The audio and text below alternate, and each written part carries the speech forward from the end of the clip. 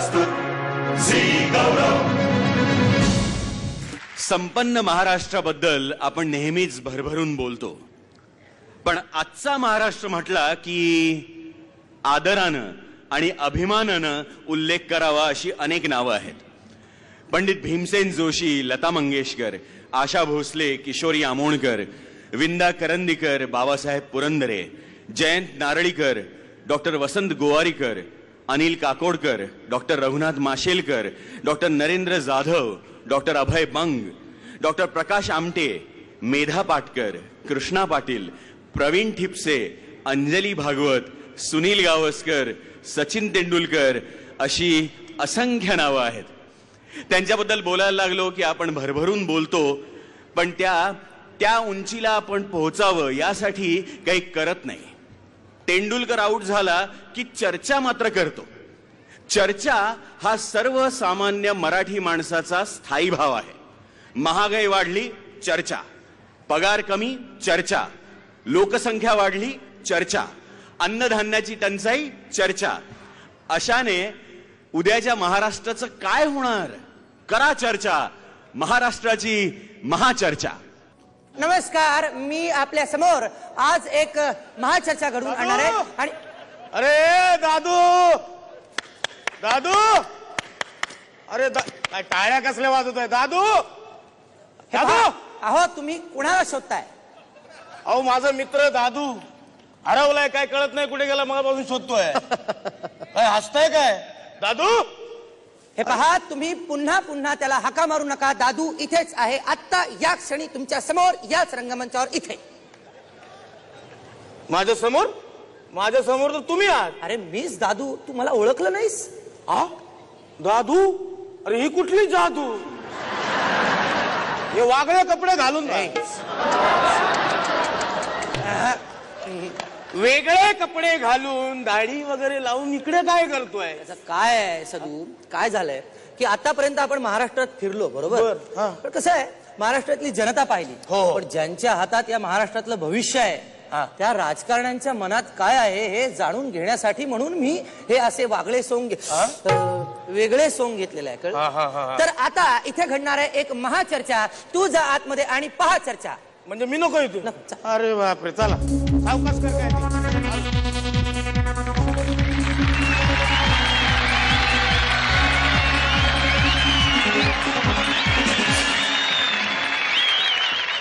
बसा. आतापर्यंत आपण महाराष्ट्राच्या इतिहासाबद्दल खूप बोललो, खूप चर्चा केली, पण इथून पुढे काय होणार, म्हणजे पुढचा महाराष्ट्र हा कसा असणार, 50 वर्षानंतर महाराष्ट्राचं भविष्य काय असेल हे आपण जाणून घेणार आहोत आजच्या आपल्या राज्यकर्त्यांकडून. आणि त्यासाठी आपण सुरू करणार आहोत एक महाचर्चा. मी इथे स्वागत करतो सर्वप्रथम दादा पंजावाले यांचं, आबा घड्याळवाले, पंत धनुष्यबाणवाले, नाथ कमळवाले आणि अब्बू हत्तीवाले यांचं. तर सर्वप्रथम या चर्चेत दादा मी आपल्याला विचारू शकतो की तुम्ही सत्ताधारी पक्षातर्फे इथे उपस्थित आहात, तर तुम्ही तुमच्या पक्षश्रेष्ठींची परवानगी घेतली आहे का? हे बघा, मला कुणाच्या परवानगीची गरज नाही, कळलं का? माझं डायरेक्ट कॉन्टॅक्ट असतं दिल्लीला, 10 जनपदला. मी कोकणी माणूस आहे, माझ्या जर कोणी आड आला ना तर मग प्रहारच करेन. आपण जरा शांततेत घेऊया. मला एक सांगा, हे जे प्रहार करतो असं तुम्ही जे म्हणताय, म्हणजेच काय की तुमची ही जी वृत्ती आहे ही बदललेली नाहीये आणि अजूनही तुम्ही पक्षाच्या संस्कृतीत तितकेसे मुरलेले नाही आहात असं कोण म्हणताय? असं काही जणांचं मत आहे. हे काही लोकांचं मत आहे का तुमचं मत? पण असं मत आहे. हे बघा, मी स्वाभिमानी माणूस आहे, माझ्या स्वाभिमानाला जर धक्का पोहोचला तर आणि विसरला असेल तर या परत एकदा कणकवलीला, मग बघू आपण. पहा दादा, मी तुमच्या धमक्यांना कुठल्याही प्रकारे भीक घालत नाही. मला जे वाटतं ते मी निर्भीडपणे विचारणार आहे. माझा पुढचा प्रश्न असा आहे की पुढच्या 50 वर्षातला महाराष्ट्र कसा असेल? कशाला प्रश्न विचारताय? स्पष्ट आहे चित्र माझ्या डोळ्यासमोर. म्हणजे कसं? मी या महाराष्ट्राला आंब्याची उपमा देतो आहे. आंब्याशिवाय यांच्याकडे दुसरी कुठलीही उपमा नाही. त्यांच्याकडे काय शिल्लक राहिलंय का? काय शिल्लक राहिलं? नाही, आपण बोला. आपण आंब्याची उपमा महाराष्ट्राला देत आहे. बर, पुढे. म्हणजे बघा, हा महाराष्ट्र जर लंगडा असेल पायरी पायरीने त्याचा उद्या हापूस होणार आहे. ब- म्हणजे कोकणचा कॅलिफोर्निया होणार आहे इकडे. ब- तर- आधी कॅलिफोर्नियाचं स्पेलिंग विचारा त्यांना. हे काही इंग्लिशचा तास आहे का हा? जरा थांबा, जरा तुम्ही थांबा. नाच आपण एक मिनिट थांबा. कमळवाले तुम्ही थांबा, धनुष्यबाणवाले थांबा. दादा असं म्हणतात की कोकणचा कॅलिफोर्निया होणार, तर मला असं विचारायचं आबा मुंबईचं काय होणार? अंतःकरणापासून सांगतो, निश्चित स्वरूपात मुंबईत शांघाई होणार. यांना सांगायला काय जातंय? मला जे चित्र दिसतंय त्याच्यावरून मला असं वाटतं की महाराष्ट्राचा पुढे उत्तर प्रदेश होणार किंवा बिहार होणार आणि मुंबईची पाटणा होणार. पटना के बारे में कुछ मत कहना, महाराष्ट्र का उत्तर प्रदेश तो हो ही गया है. अबुआती वाले हमारे आदरणीय नेता मुलायम जी यहाँ के अगला चुनाव लड़ने वाले हैं. याद रखना बम्बई से. जरा थांबा. मुंबई नाही, मुंबई. बम्बई बम्बई महाराष्ट्राच्या जो सुवर्ण घटना में महोत्सवी लिखा है, वर्षात बम्बई मुंबई मराठी. नाच, जरा तुम्ही एक मिनिट, जरा पंत थांबा. त्याला जरा सांगा एक ना. मिनिट. मी म्हणतो मला काय वाटतं ते जरा ऐकून घ्या. हे असं म्हणतायत की महाराष्ट्राचा सुवर्ण महोत्सवी वर्ष आहे, तुम्ही मराठीत बोला असं हे पण म्हणतात. मराठीचा मुद्दा यांच्याकडे राहिलाच कुठे आता? यांचा मुद्दा दुसऱ्यांनी हायजॅक केलेला आणि त्या मुद्द्यावर आता दुसऱ्याचं राज आहे. हा मुद्दा पहिल्यापासून आमचा होता. मराठी आमची आहे. मराठी भाषा आमची आहे. बघा मी काय म्हणतो, ऐका पंत, आपण म्हणतात की मराठी तुमची आहे, हे बरोबर आहे, पण स्वतःला जरा आवरा. आधी लोंढे आवरा. यांचं लक्ष कुठे आहे? युवराजांचे जोडे उचलण्या त्यांचं लक्ष आहे. आता फक्त पॉलिश करायचं राहिलंय त्याला. एक ते पण करतील अरे लवकरच. आजूबाजूला काय चाललंय यांचं भान कुठे आहे ना? हे बघा आजूबाजूला काय चाललंय ह्याचं आम्हाला पूर्ण भान आहे.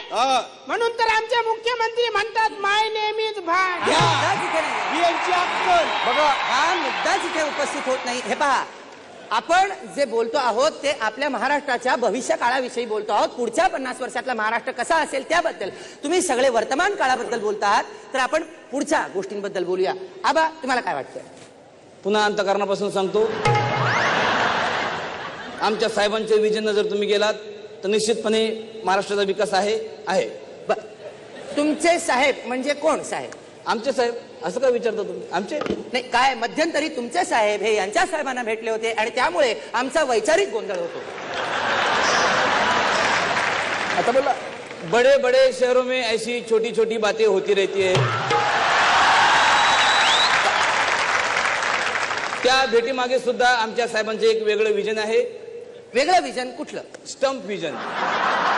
स्टंप विजन म्हणजे क्रिकेटच्या खेळपट्टीवर कुठलाही बॅटमॅन बॅटिंग करत असो, स्टंप मधला कॅमेरा त्याच्यावर बरोबर बारीक नजर ठेवून असतो. त्याप्रमाणे राजकीय खेळपट्टीवर आमच्या साहेबांचं बारीक लक्ष असते. आता तुम्ही सांगा अंतःकरणापासून IPL म्हणजे काय? क्रिकेटची एक लीग आहे. नाही, IPL म्हणजे Indian political league. Indian political league असं त्यांचं म्हणणं आहे. नाही नाही, त्याशिवाय महाराष्ट्रात अजून एक वेगळीच लीग सुरू होते. वेगळी लीग कुठली? आता ऊस आणि द्राक्षाबरोबरच इतर धान्यापासून दारू बनवण्याची फॅन्टॅस्टिक आयडिया निघालेली आहे साहेबांच्या डोक्यातून. त्यामुळे आता एक वेगळीच IPL सुरू होणार आहे. वेगळी IPL असं नाथ साहेब म्हणतात. कुठली IPL? IPL, बाप PL, मुलगा PL, मुलगी PL, बच्चा बुडा सब PL. बरोबर आहे. हाच मुद्दा पकडून मी म्हणतोय हा. की अन्नधान्याचे भाव हे गगनाला भिडत आहेत आणि आपले जे भारताचे कृषी मंत्री आहेत ते महाराष्ट्राचे आहेत. तर मला असं वाटतं, आबा तुम्हाला काय म्हणायचं यावर? आमच्या साहेबांनी अंतःकरणापासून सांगितलेलं आहे, एप्रिल महिन्यात निश्चित स्वरूपात सर्व भाव कमी होतील. अरे ह्यांचे साहेब वर्षानुवर्षे एप्रिल फुलच बनवताय. जरा नाही माझा ऐका. इथे शेतांच्या खेळपट्ट्या होत आहेत आणि शेतकरी शून्यावर बाद होत चाललेला आहे. बरोबर आहे. तिकडे पिकांचा खेळ चाललाय आणि इकडे खेळांचं पीक आलेलं आहे. आणि आता उरलेले शेतही फस्त करायला बोलावलेत कांगारू. नाही तर काय. एक मिनिट, आपण जरा थांबा. तुम्ही म्हणताय की पिकांचा खेळ चाललाय, पण मला ही अतिशयोक्ती वाटते यासाठी की मला असं वाटतं की बाकीची अन्नधान्य आहेत की अहो पिकं. पण तिकडेही वांग्याचं बीटी बियाणे पेरलेलं आहे. ही यांच्या साहेबांची विजन. बरोबर, ही साहेबांची विजन आहे असं कमळवाल्यांचं म्हणणं आहे. बघूया तुमच्या मित्र पक्षाला यावर काय वाटतंय. जे अहो नाथ, अहो कमळवाले, कुणाला शोधताय? मित्र पक्ष कुठे आहे? अहो असं काय करताय? मागे बसलेत पंत धवा धरून. धाबा धरून? धाबा म्हणजे धनुष्य बाण धरून. तेच तुमचे मित्र पक्ष ना. अहो यांचं काही सांगता येत नाही हो. म्हणजे अहो कधी कधी शरसंधान करतात, कधी कधी शरदसंधान करतात. म्हणजे याचाच अर्थ तुमचा तुमच्या मित्र पक्षावर विश्वास उरलेला नाहीये असाच होतो. हो. बरोबर. नाही, Breaking हे news. बघा, मी असं म्हणालो आमच्या नाही. चॅनलवर पाहत राहा फक्त ब्रेकिंग न्यूज. म्हणजे आजपर्यंत जे दोन पक्ष राजकीय पटावर एकमेकांच्या गळ्यात गळे घालून वावरत होते तेच दोन राजकीय पक्ष बरं का, ज्यांना लंगोटी यार म्हणून संबोधलं जात होतं, आज त्यांच्यामध्ये बेबनाव होण्याची शक्यता निर्माण झालेली आहे. आणि दुसरी गोष्ट अशी आहे की कमळाच्या पाकळ्या या आता गळून जायला लागल्यात आणि धनुष्य बाणामधलं बाण जे आहे ते बोथट होऊ लागलंय. आणि मारलं कसा ही आमची उत्स्फूर्त प्रतिक्रिया आहे. का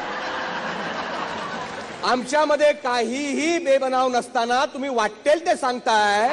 हा तुम्ही याचा वारंवार अनुभव घेतलाय आमच्या उत्स्फूर्त प्रतिक्रियेचा. बघा आणि वटवट करणाऱ्या सर्व मीडियावाल्यांनी हे लक्षात ठेवा. कळलं की नाही? हा आणि ते जरा असे हातवारे करताना ते जरा कमी करा. कसले हातवारे? नाही हे बघा, सांध्यातनं एक दिवस ते निखिलतील. हे पहा ही असली ठोकशाही आम्ही चालवून घेणार नाही, तुम्हाला सांगतोय. लक्षात घ्या तुम्ही. गप्प बसा तुम्ही. बोलू नका, अजिबात बोलू नका काही. जरा आपण थांबा. हे बघा मला एक सांगा, जर तुम्ही असं करू लागलात तर मग मी पक्षपाती पत्रकारितेचा काय होणार? आधी माझा पंजा सोडा. तुम्ही घाबरू नका, आमचा पंजा तुम्हाला संरक्षण देईल. मी निवडणूक आयोगाकडे अर्जच केलेला आहे. यांची मान्यताच काढून घ्या. आपण यांचं दुकान बंद झालंय आता, शटर डाऊन झालं.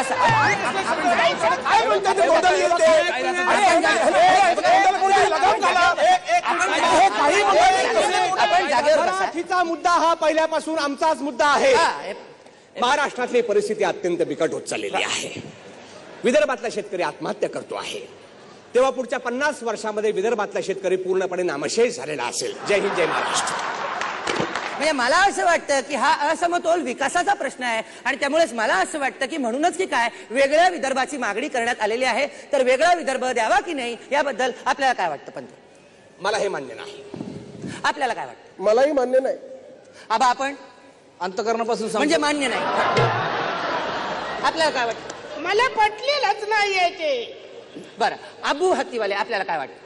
देखिए महाराष्ट्र के अविकास का जो मुद्दा है उसके बारे में उत्तर प्रदेश में हमारे नेता ने जो कहा है, प्रदेशचा काही विषय देखिए मुझे मी काय म्हणतो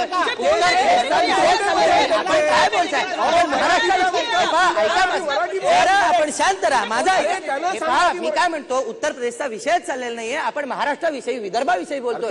पण आपल्या एक गोष्ट लक्षात आलेली असेल की इथे विदर्भाविषयी वेगळ्या विदर्भाच्या प्रश्नाविषयी कुणाकडेही काहीही उत्तर नाहीये, ठोस उत्तर नाहीये. आता चर्चेची वेळ संपत चाललेली आहे. आपण एक पाहिलं की आपले आजचे राजकारणी जे आहेत ते पुढच्या 50 वर्षातल्या महाराष्ट्राविषयी बोलण्यापेक्षा आताच्या वर्तमान काळातल्या सत्ताकारणाविषयी आणि राजकारणाविषयी बोलतायत. आणि म्हणूनच की काय मला असं वाटतं की आता आपण कार्यक्रमाच्या शेवटच्या टप्प्यात आहोत, तर आपण एक शपथ घ्यावी. आणि मला असं वाटतं की ती शपथ अशी असावी की येणाऱ्या पुढच्या 50 वर्षातल्या महाराष्ट्रासाठी, त्याच्या विकासासाठी मी कटिबद्ध असेन. दादा सत्ताधारी पक्षातर्फे आपण शपथ घ्या. आंब्याचं उदाहरण नको आहे. मी बोलणार आहे त्यामध्ये. दादा आपण शपथ घ्या. यांचं काही टेक्निकल प्रॉब्लेम आहे का? आता हे जे काय बोलले 50 वर्षाच्या महाराष्ट्राचा विकास वगैरे त्याच्याबद्दल मी कटिबद्ध आहे अशी मी शपथ घेतो. अबू हत्तीवाले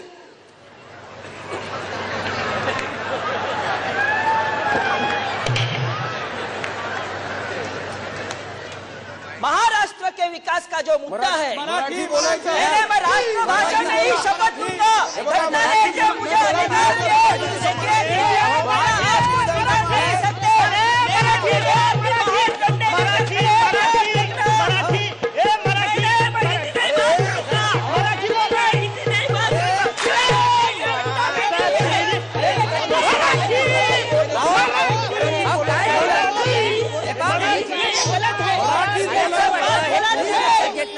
माझा इथे कुणी ऐकणार नाहीये आणि मी एकटाच बरोबर करतोय. अरे तू आहेस ना व्यवस्थित? नाही तर मला वाटलं तुला पण उचलून देतात की काय. आता मला एक सांग की हे असे वागू लागले तर आपण काय करायचं? ते हात हलवायचं थांबव आधी, नंतर तुला डॉक्टरकडे मलाच न्यावं लागेल. अरे काय तू हात हलवत राहिलास आणि त्यांनी इथं कुस्तीचा आकडा करून टाकला. पण हे राजकारणी असे वागतात का रे मला सांग. मीडियाबद्दल जरा सुद्धा आदर नाही यांच्या मनात. अरे ते तसंच वागणार ते. आणि मीडियाचं काय सांगतोस तू. मीडियाचं काय सांगतो. अरे हा लोकशाहीचा एक स्तंभ आहे, सगळं माहिती आहे, पण हा स्तंभच आता डळमळीत झालेला आहे. म्हणजे काय. मीडियाबद्दल विश्वसनीयताच उरलेली नाहीये. हे तुला असं म्हणायचंय का की मीडिया तेवढा डागा आलेला आणि राजकारणी धुतक्या तांदळासारखं. नाही तसं नाही मला म्हणायचं. मग? नाही, दोन्हीकडे चांगले वाईट लोक आहेत, नाही कसं नाही. तू नाही का, तू पण चांगला आहेस, तुझा उद्देश चांगला आहे, पण सगळेच तसे नाही आहेत रे दादू. अरे राजकारणी बेताल वागतात, सगळं ठीक आहे, कोण नाही म्हणते, पण मीडियाने पण आता जास्त सजग व्हायला पाहिजे, स्वतःची विश्वासार्हता वाढवायला पाहिजे. अरे म्हणजे काय तू म्हणतो सर्वसामान्य माणसाने हे केलं पाहिजे नाही का, मीडियाने तसं केलं पाहिजे, राजकारण्यांनी काय करायचं, गप्प बसायचं. अरे आपण गप्पच बस, कारण आपण काहीच करू शकत नाही, कारण त्यांच्या तुलनेमध्ये त्यांच्या नजरेमध्ये आपल्याला कवडीची किंमत नाहीये. राजकारण्यांच्या नजरेत आपल्याला जर काय सांगायचं असेल ना तर फक्त मतपेटीतून सांगायला पाहिजे, 100% मतदान करून. कळलं. चल आता पुढचा महाराष्ट्र बघूया. चल फेरफाट करायला तिकडनं जाऊया, त्या बाजूला जाऊया.